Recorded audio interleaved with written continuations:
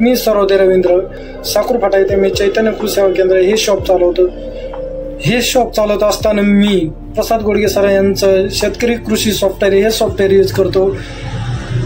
हे software use केल्यामुळे मला शेतकऱ्याचं बिलिंग करणं खूप सोपं जातं। समोरच्या पार्टीकडनं काही पर्चेसिंग करायची ते पर्चेसची बिल करणे खूप सोपं जातं।